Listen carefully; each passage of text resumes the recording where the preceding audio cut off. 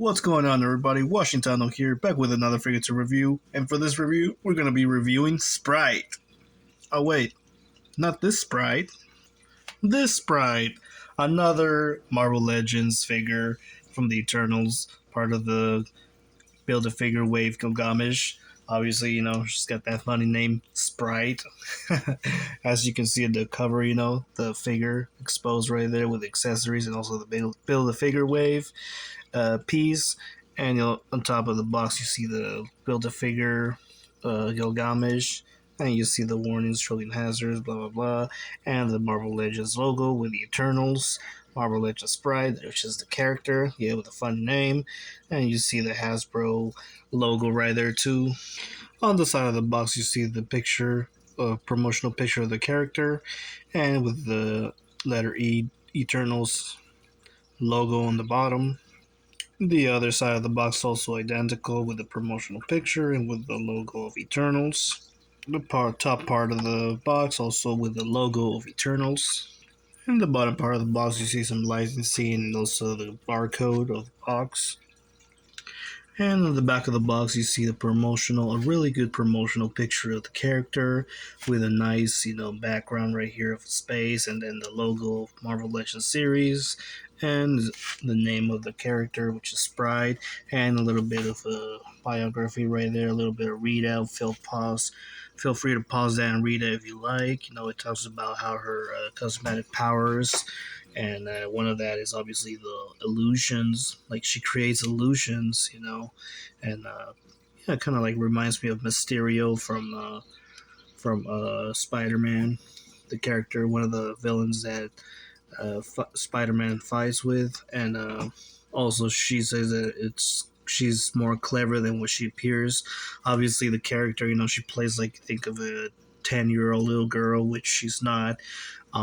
It kind of reminds me of Esther, the orphan.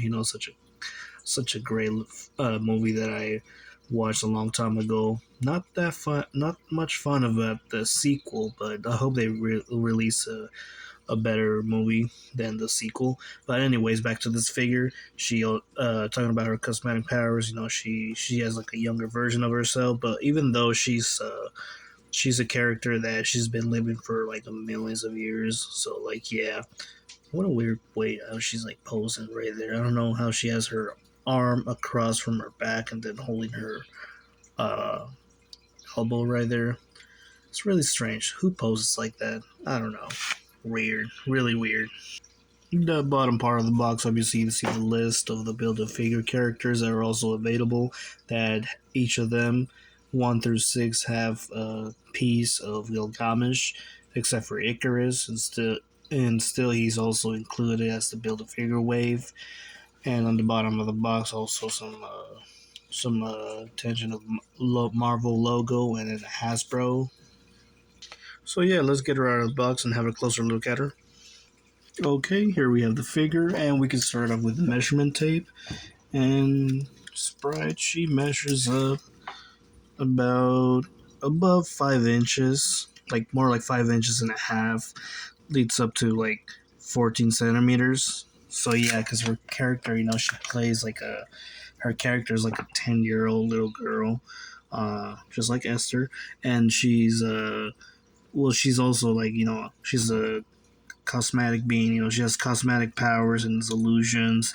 And that's one of her powers. And obviously, the character that plays her is what's her name? Leah McHugh.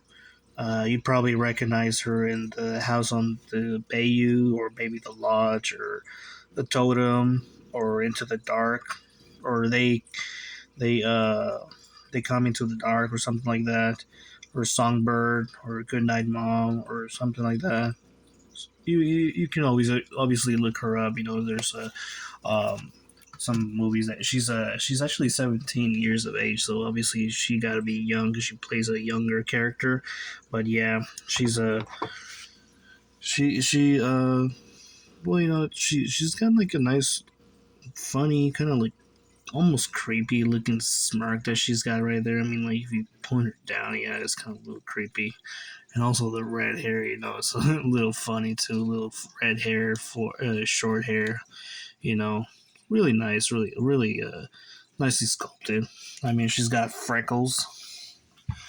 She's got like freckles in here, you know. You can see like from her nose and her cheekbones right there. They did not appear much in the box of the promotional picture, but yeah, she's got freckles in there. You know, she's got that smile too, and like obviously, you know, her cosmetic powers are like creating illusions, and just like Mysterio from Spider-Man. The suit, you know, is kind of like a I don't know what to color it. Like this type of metallic blue that between blue and green. Yeah, she's got this piece right here, you know, like both sides up and down and up and down. You know, it's like kind of looking like a cape, and like obviously, you know, it's like waving obviously in this direction, just like a Makari. And the lines, you know, on the chest of her suit, you know, it's also the same thing as Makari. They don't have those trims, those gold trims that Icarus has, but she does have, you know, some details, you know, on the gray spots and also the other blue areas too. You know, she has those. She doesn't have a lot of blue, not a lot of blue. You know, mostly the suit is all gray. You know, with some spots of uh blue in there, you know, nicely detailed, you know, really going down. This is kind of like a loincloth or something, rubber plastic, flexible, you know, that's good. Going down, you know, the feet, you know, it's also some details, some parts right here too as well. She also has those pack holes too to get it on a base tam. It's really nice. The backside, you know, obviously because you got this like cape thing, you know, it's not that molded, you know, uh, there's no detail on the backside here, you know, no need for it. So she's got this covered up, you know, for like the cape or something. And she also has the really thin arms. I mean, just like Makari, you know, they both have thin arms, and I try to be careful not to like break them or snap them because you know they're like when a figure is freshly out of the box, obviously the joints, you know, they're always stiff. So yeah, I always try to be as careful as I can be, you know, because you know they're figures and they're fragile. You know, you gotta take care of your figures. You know, when you take care of something, they obviously last. So yeah. And for accessories, obviously, you know, she comes with the build a figure piece, which is the torso of Gilgamesh, and she comes with two extra hands of hers, not Gilgamesh, but of hers, which are two closed fists. Obviously, these are not Gilgamesh fists because obviously the pegs are really thinner. And yeah, so this one does have with just one piece. Makari actually had two because she had the arm and she had the fist, which was also a separate piece. But this one's just the torso. The torso with a giant ball peg, you know, that just like every other Marvel, it just started giving us, you know, this giant ball peg. Um, obviously, you know, we get to see more details, you know, about this the color, you know, some kind of like orange turning brown with some green, you know, the really nice shiny metallic painting, you know, that green has, also with the brown too. And also you see the patterns, the lines that you see all over the suit, and this one also has the back and front too, which is great. Yeah, and of course Sprite, you know, you can swap her hands, which are the extended hands, to the close fist as well. You know, obviously, you know, they're characters that have cosmetic powers, so obviously they're not going to have any weapons with them to fight with.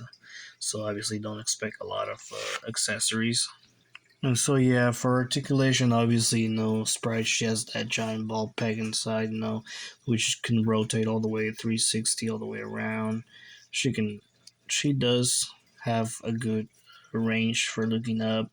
This figure does not have the limitation because of her hair, just like the other one, like Makari, but she does can look down well, and she can also pivot side to side. That's good. She has a good extension on the arms, which is great. She has a full rotation, full 360 on the arms with no limitation. That's also great. She has a single hinge on the elbow, No rotation on the bicep, but she does rotate on the elbow. She obviously has rotation on the wrist and also hinge as well. And she also has the articulation on the torso right there. You can also swivel, move up and down, or pivot side to side, rotate it too as well. She appears to not have any rotation on the waist, which, sucks, but at least we got some on the top part here. She does have a good extension on the split on the legs. She has a swivel on both thighs, which is great. Good range for kicking up is also great. She has a double articulation on the knees. She has no rotation on the feet, but she can hinge them up and down. She can hinge them up and down and also pivot side to side. And she's got those peckles as well. But yeah, for comparison size, she has almost the same height as that Sprite can, that Sprite soda can. From the McFarlane line, here you have it with the Catwoman that's 6 inches.